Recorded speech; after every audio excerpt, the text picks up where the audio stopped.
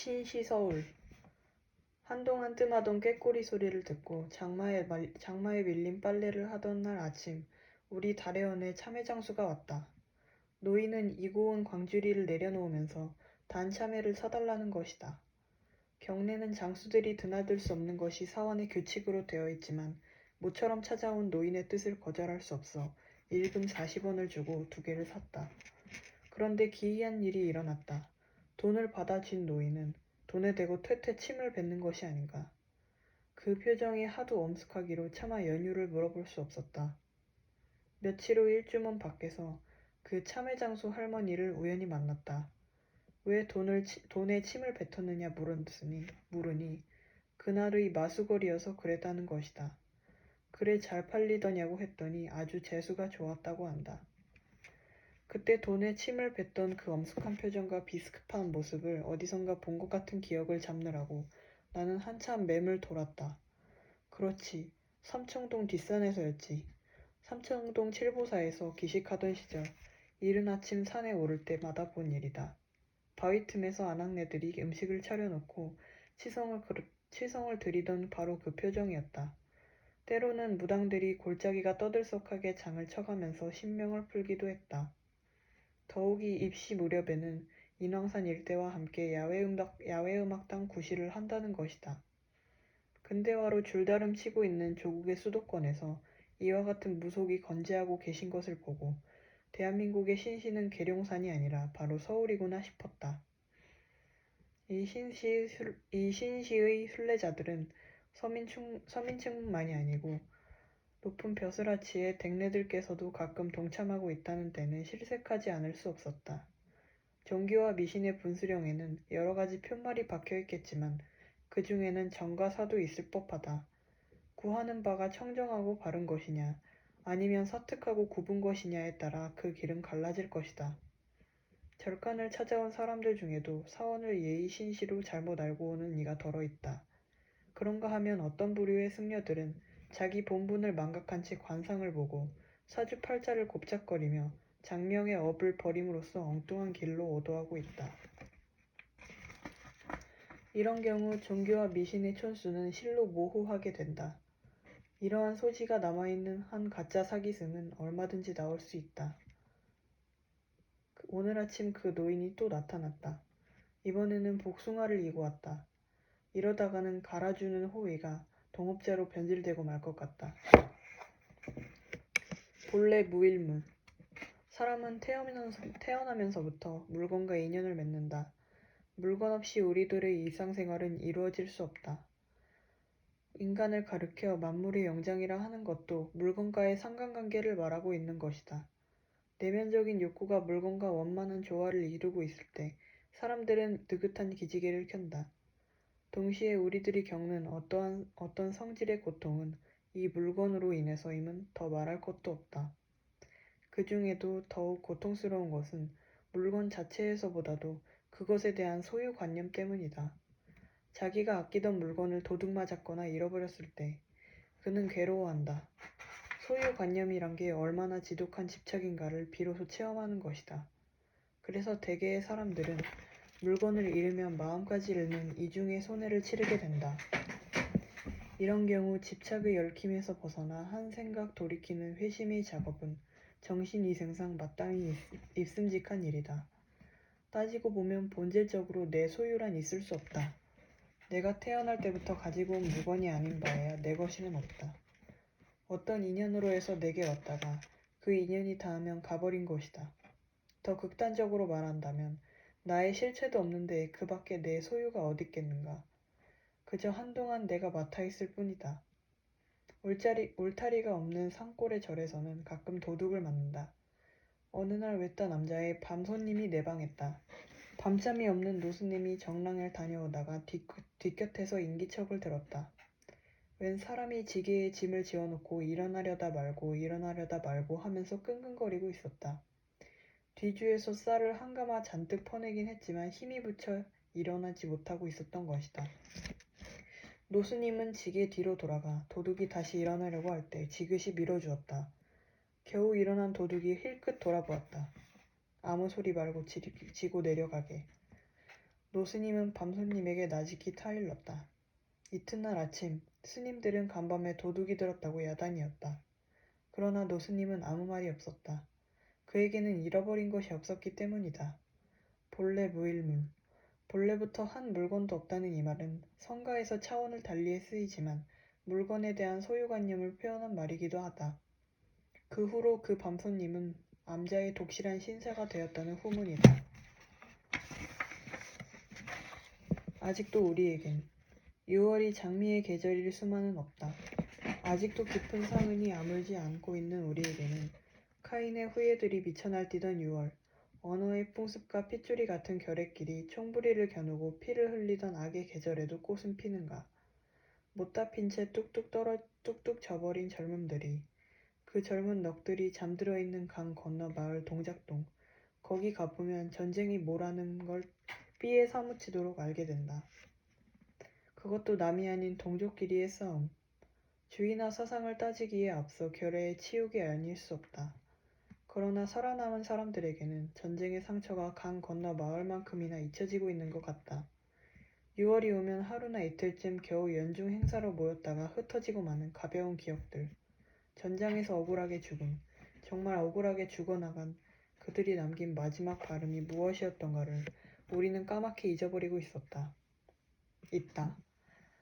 오늘의 이 사치와 허영과 폐륜과 메울 길이 없는 격차와 단절을 가져오기 위해 그 무수한 젊음들이 죽어간 것인가. 국회의사당과 행정부처가 때로는 국립묘지로 이동해왔으면 좋겠다는 생각이 들 때가 있다. 왜냐하면 국가 대사를 요리하는 선량이나 고급 관료들에게 전쟁의 의미를 실감케 하고 나아가 생과 사의 관념적인 거리를 단축시켜주기 위해서다. 이런 환경에서라면 정치의 탈을 쓴 흥정이나 음모가 부패나 부정이 그래도 체면을 차리지 않을까 하는 희망에서다. 몇 해 전 의사당 안에 풍경 한 조각, 바깥 싸움터로 군대를 보내느냐 마느냐 하는 가장 엄숙한 결단의 마당에서 민의를 대변한다는 어떤 손들은 꾸벅꾸벅 졸고 있더란다. 아무리 자기 자신은 싸움터에 나가지 않는다기로 이렇듯 소홀한 생명 관리가 어디 있단 말인가. 그것이 비록 가난한 우리 처지로서는 밥과 목숨을 맞바꾸어야 하는 비극적인 상황이었다 할지라도 적어도 그들은 가부를 내리기 전에 한 번쯤은 이 침묵의 마을에 와야 했을 일이다. 그 무수한 젊음들이 피를 뿌리며 숨져갈 때 부르짖던 마지막 말이 무엇이었던가를 귀 기울여 들어야 했었다. 전쟁이 용서 못할 악이라는 것은 새삼스레 인류사를 들출 것도 없다. 어떠한 명분에서일지라도 살려는 목숨을 죽이고 평화로운 질서를 짓밟는 전쟁은 악이다. 야수처럼 서로를 물고 뜯으며 피를 찾아 발광하는 살깃힌 눈이 결코 우리들 인간의 눈은 아니다. 무심한 꽃은 핀다 하기로 6월이 장미의 계절일 수만은 없다. 아직도 우리 조국의 산하에서는. 상면. 아무개를 아느냐고 할 때, 오, 그 사람? 잘 알고 말고. 나하곤 막연한 사이지. 거 학창시절엔 그렇고 그런 친군데 하면서 자기만큼 그를 잘 알고 있는 사람은 없다는 듯이 의시되는 사람이 간혹 있다. 그러나 남을 이해한다는 것처럼 어려운 것이 또 있을까? 다양하고 미묘한 심층을 지닌 인간을 어떻게 다 알 수 있단 말인가? 그래서 인간은 저마다 혼자다. 설사 칫솔을 같이 쓸 만큼 허물없는 사이라 할지라도 그는 결국 타인이다. 아무개를 안다고 할 때 우리는 그의 나타난 일부밖에 모르고 있다. 그런데 뜻하지 않은 데서 우리는 불쑥 그와 마주칠 때가 있다. 길가에 무심히 피어있는 이름 모를 풀꽃이 때로는 우리들의 발길을 멈추게 하듯이. 나는 적연선사를 생전에 뵌 일이 없다. 내가 입산하기 전에 선사는 이미 서바세계의 인연을 거둔 뒤였기 때문이다. 시은을 가볍게 하기 위해 항상 누더기를 걸치고 생식을 했다는 선사. 하루 3시간밖에 잠을 안 자고 참선만을 했다는, 그리고 평생토록 산문박 출입을 하지 않았다는 그가 어떤 분인지 남들이 전하는 말만 듣고서는 도무지 그 모습을 잡을 수 없었다. 그러다가 그 스님이 생전에 머무르던 암자에 갔을 때였다. 거기서 나는 뜻밖에도 선사와 마주쳤던 것이다. 한 문도가 간직하고 있는 유물을 보고 문득 선사의 거울거란 음성을 들을 수 있었다. 서글서글한 눈매며 늘씬한 허우대까지도 역력히 보았던 것이다. 이렇듯 선사와 상면하게 된 계기는 줄이다 해진 검은고와 손때가 밴 퉁소에서였다. 그때까지 나는 선사를 오해하고 있었던 것이다. 물기 없는 고목처럼 꼬장꼬장한 수도승, 인간적인 탄력이라고는 눈꼽만큼도 없는 카랑카랑한 목소리, 일에 당해서는 전혀 타협을 모르는 골집 불통이었으리라고. 그런데 암자 한 구석에 세워둔 검은고와 그 위에 걸린 퉁소를 보고 그의 인간적인 여백과 마주쳤던 것이다. 암자 곁 커다란 반석에 앉아 땀을 들이고 있었다. 솔바람 소리를 타고 상상의 날개가 펼쳐졌다. 청명한 달밤, 선사는 검은고를 안고 나와 서녀를 탄다. 걸걸한 목청으로 회심의 가락을 뽑는다. 반석 위에 뽀르르 다람쥐가 올라온다. 물든 잎이 시나브로 진다. 그는 찬바람이 감도는 율사가 아니었을 것이다. 경전의 구절이나 좌선에만 집착하는 시시콜콜한 도승도 아니었을 것이다. 그날의 상면으로 인해 나는 생전에 일면식도 없던 선사에게서 훈훈한 친화력 같은 걸 느끼게 되었다. 물론 내 나름으로 알고 있는 그의 한 단면에 지나지 않겠지만 그와 그렇게 마주쳤던 것이다. 살아남은 자. 요 며칠 사이에 뜰에는 초록빛 물감이 수란수란 번지기 시작했다.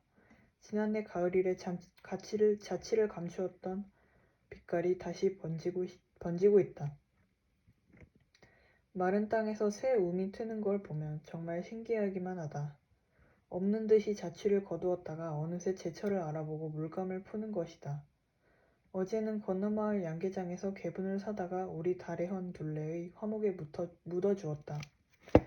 역겨운 거루 냄새가 뿌리를 거쳐 줄기와 가지와 꽃망울에 이르면 달디단 5월의 향기로 변할 것이다. 대지의 조화에 경의를 표하지 않을 수 없다. 새봄의 흙냄새를 맡으면 생명의 환희 같은 것이 가슴 가득 부풀어 오른다. 맨발로 밟는 발흙의 촉감, 그것은 영원한 모성이다. 걸음을 묻으려고 흙을 파다가 문득 살아남은 자임을 의식한다. 나는 아직 묻히지 않고 살아남았구나 하는 생각이 들었다. 지난 겨울 춘천을 다녀오면서도 그런 걸 느꼈었다. 그때 어쩌다 맨 뒷자리 비상구 쪽이 배당받은 내 자리였다. 그 동네도 초만원인 망우리 묘지 앞을 지나오면서도 문득 나는 아직도 살아남아 있구나 하는 생각이 들었던 것이다. 굳이 비상창고를 통해 본 묘지가 아니더라도 지금 생존하고 있는 모든 사람들은 실로 살아남은 자들임에 틀림없다. 눈 한 번 잘못 팔다가는 달리는 차바퀴에 남은 목숨을 바쳐야 하는 우리 처지다. 방 임자도 몰라보는 저 비장한 연탄의 도끼와 장판지 한 장을 사이에 공존하고 있는 일상의 우리가 아닌가. 그 이름도 많은 질병, 대량 학살의 전쟁, 불의의 재난, 그리고 자기 자신과의 갈등. 이런 틈바구니에서 우리들은 정말 용하게도 죽지 않고 살아남은 자들이다. 죽음이 우리를 슬프게 하는 것은 영원한 이별이기에 앞서 단 하나뿐인 목숨을 여의는 일이기 때문이다. 생명은 그 자체가 존귀한 목적이다. 따라서 생명을 수단으로 다룰 때 그것은 돌이킬 수 없는 악이다. 그 어떠한 대의면분에서일지라도 전쟁이 용서 못할 악인 것은 하나뿐인 목숨을 서로가 아무런 가책도 없이 마구 죽이고 있기 때문이다. 살아남은 자들끼리는 더욱 아끼고 보살펴야 한다. 언제 어디서 어떻게 자기 차례를 맞이할지 모를 인생이 아닌가. 살아남은 자인 우리는 채 못살고 가버린 이웃들의 몫까지도 대신 살아주어야 한다. 나의 현 존재가 남은 자로서의 구실을 하고 있느냐가 항시 조명되어야 한다는 말이다. 그날 일을 마치고 저마다 지붕 밑에 온돌을 찾아 돌아가는 밤의 기로에서 사람들의 피곤한 눈매와 마주친다. 오늘 하루도 우리들은 용하게 살아남았군요 하고 인사를 나누고 싶다. 살아남은 자가 영하의 추위에도 죽지 않고 살아남은 화목에 걸음을 묻어준다. 우리는 모두가 똑같이 살아남은 자들이다.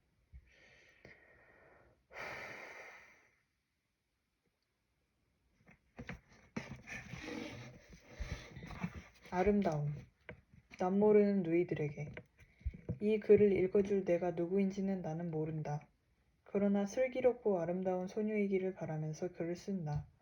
슬기롭다는 것은, 그리고 아름답다는 것은 그 사실만 가지고도 커다란 보람이기 때문이다. 일전에 사람을 만나기 위해 종로에 있는 제과점에 들른 일이 있었다. 우리 이웃 자리에는 여학생이 대여섯 자리를 잡고 있었다. 그런데 그 애들이 깔깔거리며 주고받는 이야기를 듣다 보니 나는 슬퍼지려고 했다. 그 까닭은 고1이나 이쯤 되는 소녀들의 대화치고는 너무 거칠고 야한 때문이었다. 우리 말고도 곁에는 다른 손님이 꽤 있었는데 그 애들은 전혀 이웃을 가리지 않고 마구 떠들어대더구나. 그리고 말씨들이 어찌도 거친지 그대로 듣고 있을 수 없었다. 말씨는 곧 그 사람의 인품을 드러내게 마련이다. 또한 그 말씨에 의해서 인품을 닦아갈 수도 있는 거야. 그러기 때문에 일상생활에 주고받은 말은 우리들의 인격 형성에 꽤 큰 몫을 차지한다. 그런데 아름다운 소녀들의 입에서 거칠고 야비한 말이 거침없이 튀어나올 때 어떻게 되겠니? 꽃가지를 스쳐오는 바람결처럼 향기롭고 아름다운 말만 써도 다 못하고 죽을 우리인데 언젠가 버스 종점에서 여차장들이 주고받는 욕지거리로 시작되는 말을 나는 하도 불쾌해서 그 차에서 내리고 말았다.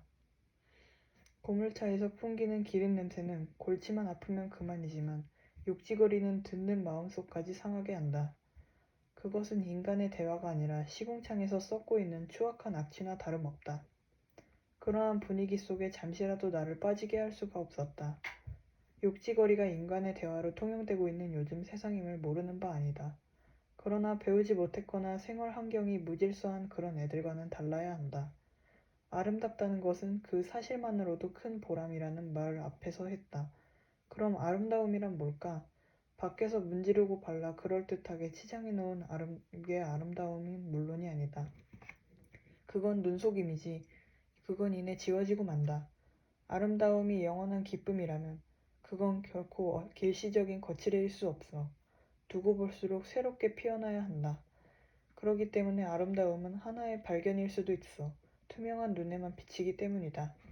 나는 미스 코리아라든지 미스 유니버스 따위를 아름다움으로 신용할 수 없어. 그들에게는 잡지 표지나 사진관 앞에 걸린 사진처럼 혼이 없기 때문이야. 아름다움을 정치처럼 다수결로 결정한다는 것은 정말 우스운 일이다. 그리고 어떤 의미에서 그들은 아름다움을 드러내기보다는 모독하고 있는 거야. 아름다움이란 거칠애가 아니기 때문이다. 상품 가치가 아니기 때문이다. 그런데 사람들은 흔히 아름다움이라면 거중만을 보려는 맹점이 있어.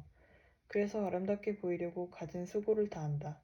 값진 화장품을 써야 하고 사람이 먹기도 어려운 우유에 목욕을 하는가 하면 무슨 운동을 하고 값비싼 옷을 해 입어야 하고 그들은 모르고 있어. 감추는 데서 오히려 나타난다는 예술의 비법을. 현대인들은 그저 나타난다는 데만 급급한 나머지 감추는 일을 망각하고 있어. 거칠에만 정신을 파느라고 속을 다스릴 줄 모른단 말이야. 이런 점은 우리 춘향이나 심청이한테 배워야 할 거다. 그런데 아름다움은 누구에게 보이기 전에 스스로 나타나는 법이거든. 꽃에서 향기가 저절로 번져 나오듯. 어떤 시인의 말인데 꽃과 새와 별은 이 세상에서 가장 정결한 기쁨을 우리에게 베풀어 준다는 거야. 그러나 그 꽃은 누굴 위해 핀 것이 아니고 스스로의 기쁨과 생명의 힘으로 피어난 것이래. 숲속의 새들도 자기의 자유스러운 마음에서 지저귀고 밤하늘의 별들도 스스로 뿜어지는 자기 빛을 우리 마음에 던질 뿐이란 거야. 그들은 우리 인간을 위한 활동으로서 그러는 것이 아니라 오로지 자기 안에 잉태된 큰 힘의 뜻을 받들어 넘치는 기쁨 속에 피고 지저귀고 빛나는 것이래. 이와 같이 아름다움은 안에서 번져나오는 거다. 맑고 투명한 얼이 안에서 밖으로 번져나와야 한단 말이다. 사람마다 다른 얼굴을 하고 있는 것은 어째서 그럴까? 서로 뒤바뀌지 않게 알아볼 수 있도록 어떤 보이지 않는 손이 그렇게 빚어놓은 것일까? 아닐 거야. 아니고 말고. 그건 저마다 하는 짓이 달라서 그런 거지. 얼굴이란 말의 근원이 얼의 꼴에서 나왔다고 한다면 한 사람의 얼굴 모습은 곧 그 사람의 영혼의 모습일 거다. 아름다운 얼굴은 지금까지 아름다운 행위를 통해 아름답게 얼을 갖고 와서 그럴 거고 추한 얼굴은 추한 행위만을 쌓아왔기 때문에 그럴 거야. 그렇다면 아름답고 추한 것은 나 아닌 누가 그렇게 만들어 오는 게 아니라 내 스스로의 행위에 의해 그런 꼴을 하고 있다는 것이다. 어이, 욕지거리를 잘하는 미인을 상상할 수 있겠어? 그건 결코 미인이 아니야. 그리고 속이 빈 미인을 생각할 수 있을까? 그러기 때문에 아름다움은 또한 슬기로움과 서로 이어져야 한다. 슬기로움은 우연하게 얻어지는 게 아니거든. 순수한 집중을 통해 자기 안에 지닌 빛이 바라는 거지. 나는 내가 시험 점수나 가지고 벌벌 떠는 그런 소녀이기를 바라지 않는다. 물론 골빈 당이 되어서도 안 된다. 내가 있음으로 해서 내 이웃이 환해지고 향기로워질 수 있는 그런 존재가 되어주기를 바란다. 소녀라는 말은 순결만이 아니라 아름답고 슬기로운 본질을 가꾸는 인생의 애던 시절을 뜻한다. 너의 하루하루가 너를 형성한다. 그리고 머지않아 한 가정을, 지붕 및 온도를 형성할 것이다. 또한 그 온도는 이웃으로 번져 한 사회를 이루게 될 것이다. 이렇게 볼 때 너의 있음은 절대적인 것이다. 없어도 그만인 그런 존재가 아니란 말이다. 누이야, 이 살벌하고 어두운 세상이 너의 그 청청한 아름다움으로 인해서 살아갈 만한 세상이 되도록 부디 슬기로워지거라. 내가 할 일이 무엇인가를 찾아라. 그것이 곧 너 자신일 거다.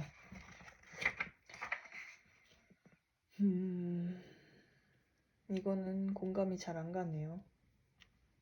굳이 소녀로 대상을 잡았어야 하는지. 진리는 하나인데. 기독교와 불교. 이태정 겨울. 서대문에 있는 다락방에서 배단이 학원이 열리고 있을 때였다. 나는 연사의 초청을 받고 그 자리에 참석한 일이 있었다. 거기 모인 사람들은 대개가 목사 부인이 되는 분들이라고 했다. 그런데 나는 강연을 하면서도 이상한 착각에 속으로 갸웃거렸다. 여러 청중 속에서 대여섯 사람쯤은 어디서 본 듯한 얼굴이었기 때문이다. 어디서 꼭 만난 사람들 같은데 거기가 어디였는지 알 수가 없었다. 내가 주관하던 법회였는지 아니면 출가 이전에 같은 동네에 살던 분들이었는지 어디서 본 얼굴들 같은데 도무지 기억에 실마리가 풀리지 않았다. 돌아오는 차 안에서 문득 그 얼굴들의 정체를 알아차리게 되었다. 그 얼굴들은 실제로 어디서 본 것이 아니었다. 그들의 내면적인 신앙생활이 밖으로 번져나오려 해서 기왕에 알았던 사람들로 착각을 일으키게 했던 것이다. 어쩌면 전생에 이웃에서 살던 사촌들이었는지도 모르긴 하지만 사람끼리 친근해질 수 있다는 것은 밖에 드러난 거죽에서보다도 투명한 영혼에 의해서임을 알 수 있었다. 이때의 인연으로 우리는 뒷날 또 만나게 된다. 한번 만난 사람들은 다시 만나게 되는 것이다. 지난해 가을 나는 온수행각으로 여기저기 떠돌아다니다가 어느 날 해질녘 속리산에 들르게 되었다. 객실에 행장을 푼 뒤 개울가에 나가 먼지를 털고 오는데 법정스님 아니세요? 하는 음성이 들려왔다. 돌아보니 그때 배단위에서 만난 어머니들이었다. 뜻 아닌 데서 만나니 무척 반가웠다. 언젠가 붉은 줄을 그어가며 읽던 막스 밀러의 글이 생각났다. 사방이 어두워졌을 때, 마음속 깊이 혼재임을 느꼈을 때, 그리고 사람들이 좌우로 지나가면서도 서로가 누구인지 모를 때, 잊었던 감정이 우리 가슴속에서 용솟음 쳐오르게 된다. 우리는 그것이 무엇인지를 모른다. 그것은 사랑도 아니고 우정은 더욱 아니기 때문이다. 냉정하게 우리 곁을 스쳐 지나가는 사람들에게 저를 모르셔요? 하고 묻고 싶어진다. 그러한 때에 인간과 인간의 사이는 형제 사이보다도 부자지간보다도 친구지간보다도 더 가깝게 느껴진다. 이때 타인은 결코 무연한 존재가 아니라 가장 가까운 나의 분신임을 알 수 있다. 그런데도 우리는 서로가 아무 말도 없이 스쳐 지나가고 만다.